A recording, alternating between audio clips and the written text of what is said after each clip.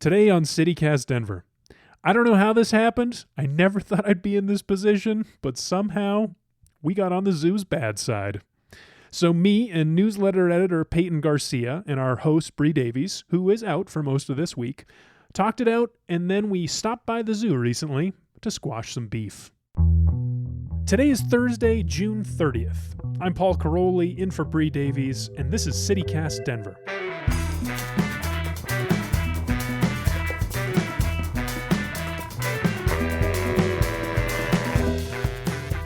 Paul, Peyton, hi.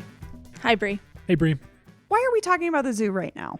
So a few weeks ago on the show, our outgoing producer, Alexandra McMahon, who we miss, was knocking things off her Colorado bucket list, and one of those things was the Wild Animal Sanctuary in Keansburg, which I think is an awesome place. Alexandra had a great time, and in that episode, she kind of came to this conclusion that maybe zoos aren't so great and sanctuaries are a better model for viewing animals. I mean, her exact words were, after visiting the sanctuary, I do really feel like, oh, why do we have zoos? Yeah, that's pretty strong. And I will be honest with you both. That went in one ear and out the other to me. Like it didn't stick with me long enough. Like I know we talked about it in the conversation, but as we came back to this today, I was like, why is the zoo a little upset with us again? Now I know why. It's a pretty strong statement. It really is. So the zoo is a little upset with us. Sure. So then we got an email from Jake Kuby. He is the director of communications at the Denver Zoo.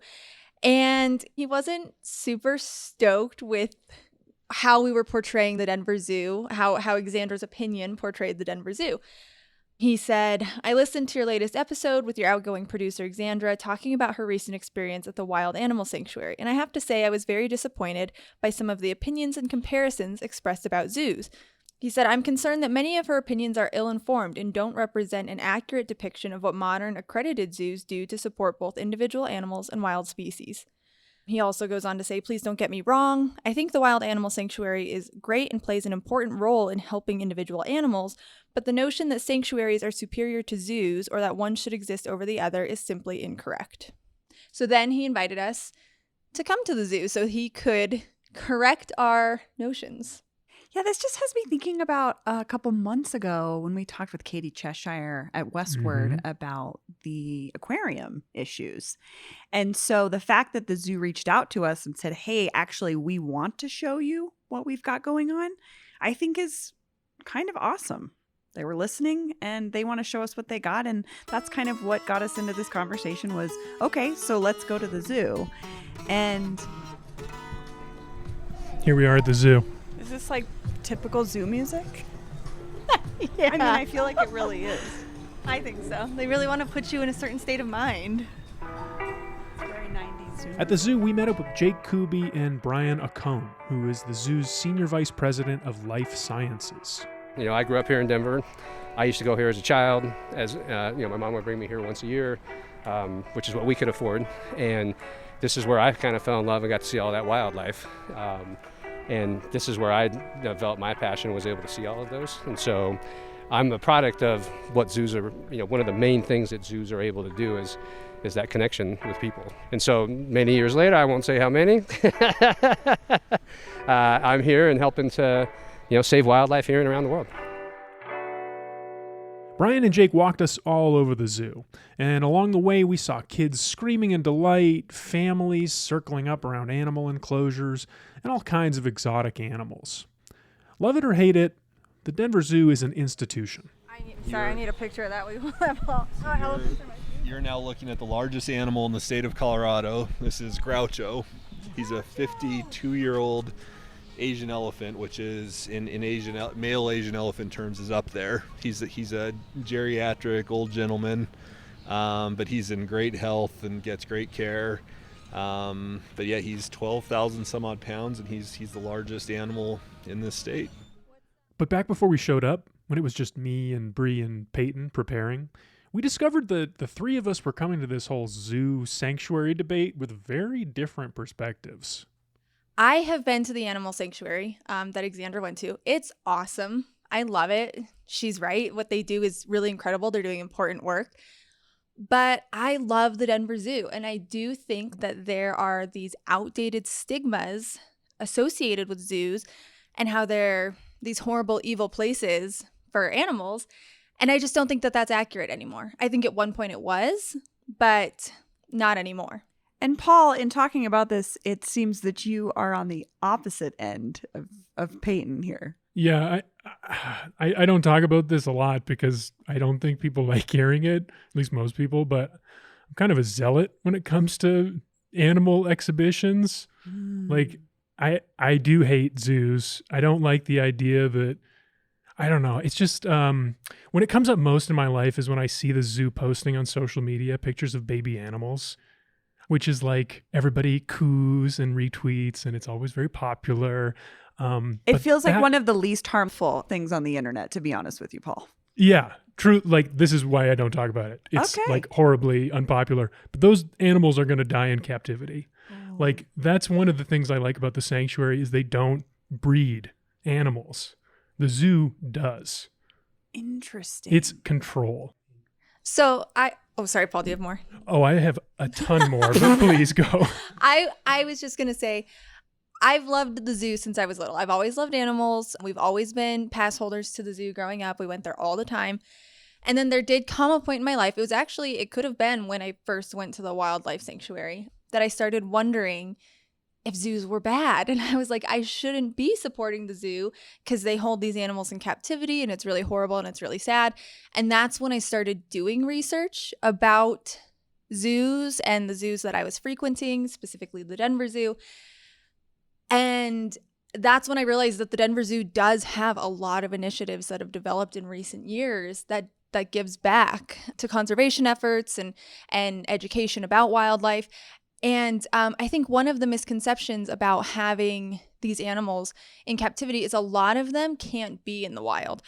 So a lot of times when and this isn't, true across the board, I'm sure, but a lot of times when they're breeding at the zoo, they're breeding animals that are facing extinction or have struggling populations. And so they have to breed them somewhere where they have the support of humans.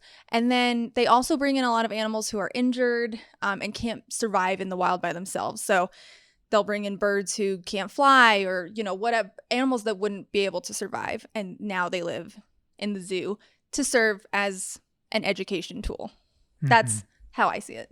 Well, I mean, that's one of the things that I'm eager to talk to them about this afternoon when we go to the zoo is this whole like breeding in captivity thing, because I'm really interested to hear how they handle that now. Well, it's a bit of a mix. We have some of our animals are rescue animals. So they've some of our sea lions are rescue animals where they were stranded and then they were deemed non-releasable by the National Marine Fisheries Service, and so they needed a home for them. So we have some of those. We have our new raccoons. They're leucistic, so they're really light-colored, and they weren't likely to survive in the wild because they stand out like a sore thumb to predators because they don't blend when they're almost white. So those came to us because those would have been euthanized. So there's some of those, but a big part of what we do, and to the question that somebody was asking about wallabies, is that we have what are called species survival plans, and what that is we work collectively with other AZA zoos and sometimes internationally with other accredited zoos. And we manage the population from a genetic standpoint of all of them. And so we have breeding recommendations based on maintaining genetic stability within that population. And then those animals move around based on what those recommendations. So we also have what's called a stud book, and that basically shows all of the animals that have been within a population over whatever it is, the last 100 years, including up to today. That we use, and there's algorithms how you take those animals and their relatedness or non-relatedness and make recommendations to breed. And so a lot of those animals, like all the wallabies, are coming from other zoos that have bred those at their zoos based on those recommendations, and then those recommendations to then pair all of those animals up here. So it's a lot of work.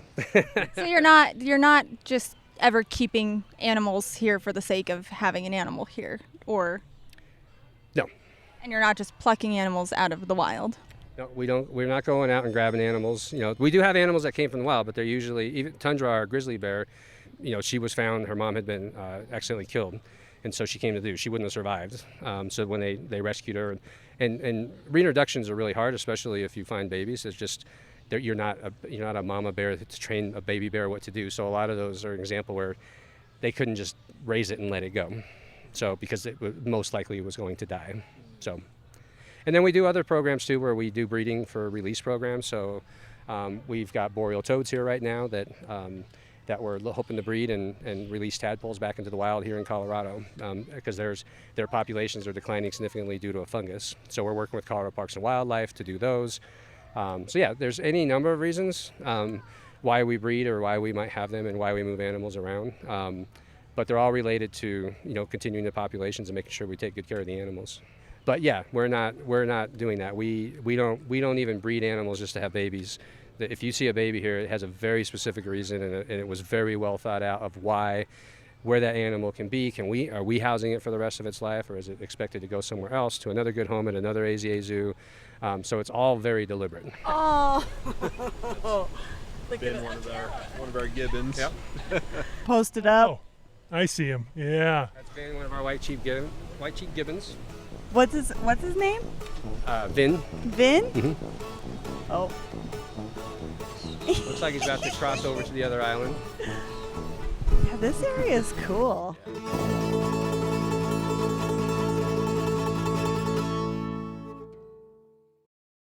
How does PwC take your company to the leading edge?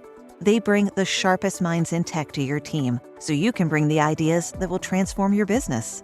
They're passionate about your industry, so you can walk into any room with every advantage. And they're with you every step of the way, so you can know you're headed in the right direction. PwC builds for what's next, so you can get there now. Get started at pwc.com/us/leading edge.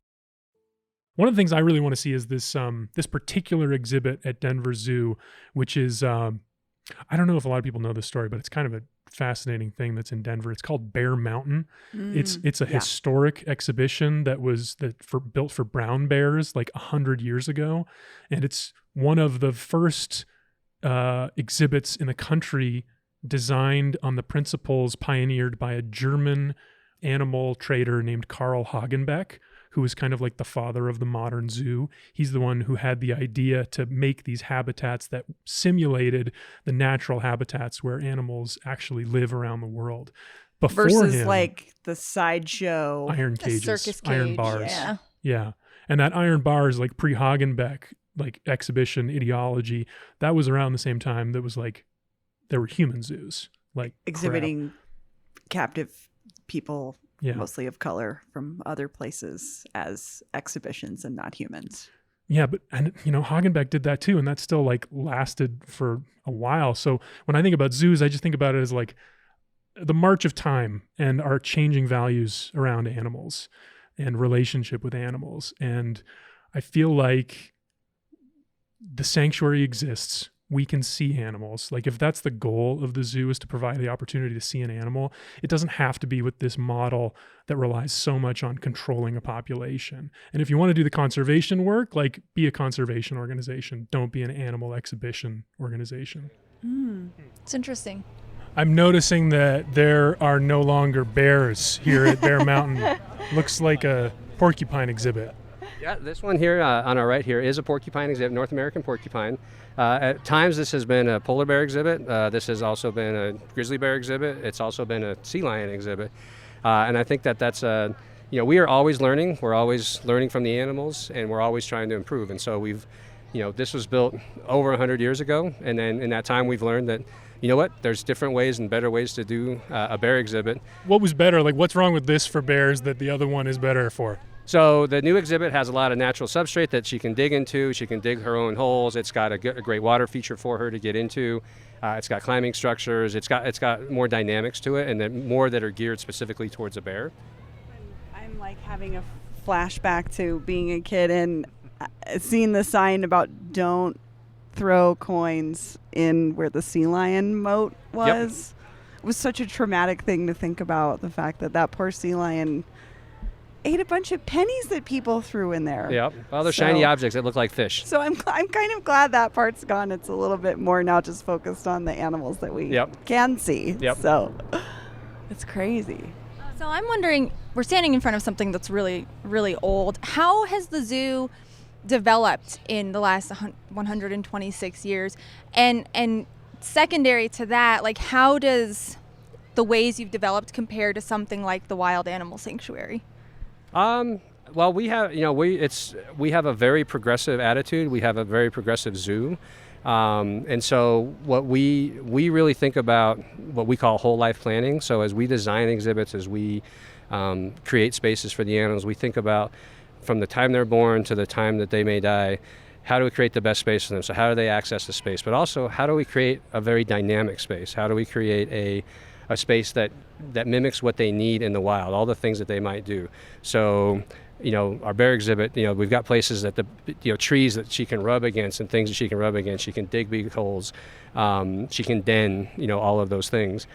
Same thing with the lions. We've got places they can climb to get up high because, a lot of predators like to be up high because that's where they feel safe. They don't want to be down low. They want to be up. And so we think about all of those things like what do they need? What are all of those needs and how can we provide them? And we think about how do we also engage with that. So a lot of our facilities are designed where we can have those interactions, so we train our animals to participate in their own health care. So our hyenas, we've got areas where they can put their neck up and we can draw blood to get blood samples right off their neck while they stand there. But we had to design that into the system because you had to have a space that you could do that. We do ultrasounds with our gorillas through a special spot where they're trained. They just come up and they voluntarily let us do ultrasounds. And so it's really thinking about every aspect and everything that we know about what it takes to have an animal have a great life, and then applying that to what we do, both in our direct care and in the facilities that we build for them. I think a lot of people who have concern about zoos, it always comes back to they don't have enough space. They're in an enclosure. What do you say to people who feel like that? Well, I say that space is not a definition of a good life. So humans don't have better lives living in mansions than they do in apartments. It's about the dynamics of what your existence is. And that's the same thing for any animal. It's about how do you create the best dynamic environment for them and the one that matches what their needs are. It's really about what is the care that they're receiving from the people who care for them, as well as what is the space that you provide them, and does it give them all the opportunities and needs that they need. Do you think that the animals have anxiety being this close to people all the time? I'm not saying that they can't, but we monitor the animals and we know what their activities are and what their actions are. We can, a lot of animals, if we feel like something's happening, we can do blood draws and measure corticosteroid levels if we need to, but the keepers are so in tune, they can watch and look for behaviors that are behaviors that show stress. So we monitor for that, and to the point we were talking about earlier, if we see some of those things, then we say, okay, well, what do we do? How do we fix this? Right? So, can you give us an example of when you had to do that? Oh, off the top of my head. So when we used to have cheetahs in the wild dog yard, and when we saw some behaviors that seemed like they might be a little stressed, and so we built this big mound. Again, to my point about them liking to be up high, we put a big mound for them to get up on top, and those behaviors went away. So it just gave them a place that they felt more comfortable in the exact same yard that they were in. But we created a different dynamic and a different type of space for them to change that for them, and they stopped those behaviors. I might have to demand. I know you want to see the big cat. I did want to see the big cats. I would love to see a lion. I also heard a very chatty seal a minute ago. One other thing that I want to see is, I remember this from our episode on the Wild Animal Sanctuary, was Xander was talking about the elevated walkway and how the reason why they have that walkway elevated is because big cats, I think it was, get anxious when you look at them at eye level, and so coming from above makes them less anxious. Yeah, I think she said that you can tell they're anxious when they pace. And whenever you go to a zoo and you see a big cat, they're almost always pacing. And I think, if I'm remembering correctly, that she said that they told her that that's a sign that they're anxious. Just in a constant state of stress. I guess. Oh, that bums me out. Yeah, that is a bummer. I mean... No, I mean, we can ask about it. I'm sure the zoo has a different perspective. Yeah. I want to learn. What is the zoo's approach to this, like people and humans and animals at eye level, and is that okay for the animals? So yeah, it is okay. Animals, predators or prey, would prefer to be at eye level or above you. Okay. They don't like to be below. Oh. So if you think about the higher you're up, the greater range that you can see of something coming at you. The lower you are, the more potential you have of things coming at you. So even though you're a predator, if you're a lion, lions are still afraid of things happening to them. Sure. Or if you're an impala, you don't want to be in the lowest thing where I have a very limited view of what I can see because the ground is rising up around me. Do the people at the sanctuary know about that? We haven't, that's been a long known, we built our tiger exhibit that way. We built our lion exhibit that way. Our tiger exhibit we actually built with upper things so that they could get up, so they can get above you if they want to, and they spend quite a bit of time up there. I mean, it's different. It looks different. It feels different to walk through. How do you define what's different about what the zoo does and what the sanctuary does? Well, what we're doing is completely different. So what the zoo is doing is we're trying to connect people with wildlife to create a conservation mindset such that they will take action. And we're also boots on the ground in the field trying to save wildlife. And we're one of the most sustainable zoos. So we're also walking the walk here on grounds. And our goal is to move the needle for wildlife and saving wildlife in the wild and taking action. The Wildlife Sanctuary provides a great opportunity for those animals that are in horrible places to come to a better place and to live out their lives, not in a tiny little cage, shoved in a corner somewhere in Bolivia, as an example, because there were some recent animals that came from Bolivia. So it's very different purposes for our organizations, because we're trying to do two different things. We're both taking care of animals and doing that, but what we're doing as a result and the goals that we're doing with the care of those animals is very different. Well, thanks, Brian. Yeah, thank you so Really much. appreciate your time. Yeah, nice to meet you. Thank you so much. You're welcome.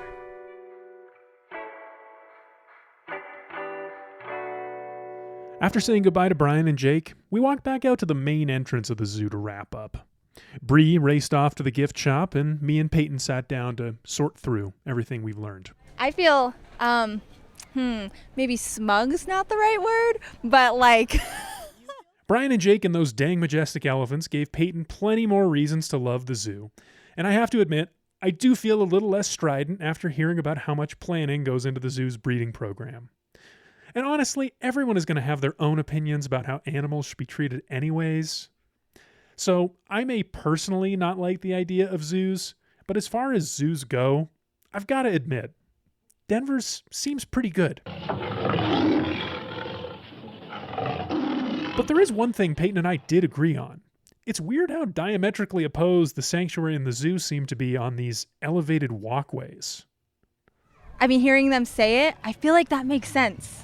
Why would you want? I mean, because you think about cats in the wild, they climb trees. My cats love to have a high perch. Mm-hmm. That's natural for cats. So why would you want something above you? It makes so much more sense. I think that's the big takeaway. Yeah. We should email the wildlife sanctuary. Yeah. Ask them what the deal is. Yeah. So we don't have a winner in the zoo versus sanctuary debate, but we at least have identified a key difference between them.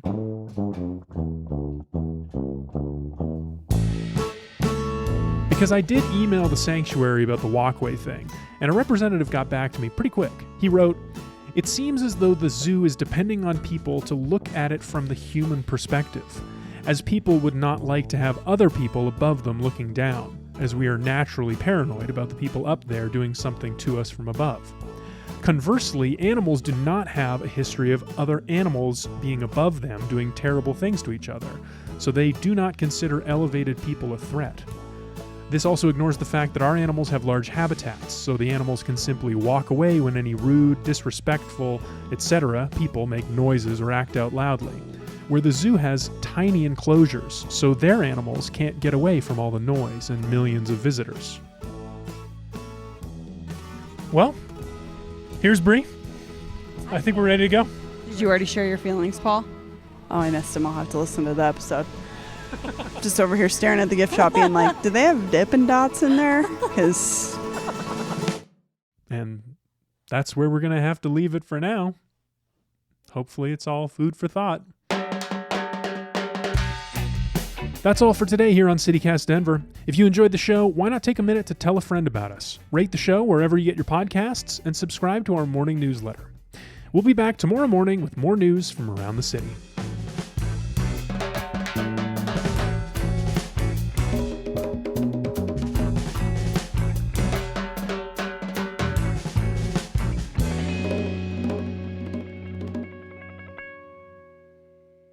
Ba-da-ba-ba-da-ba.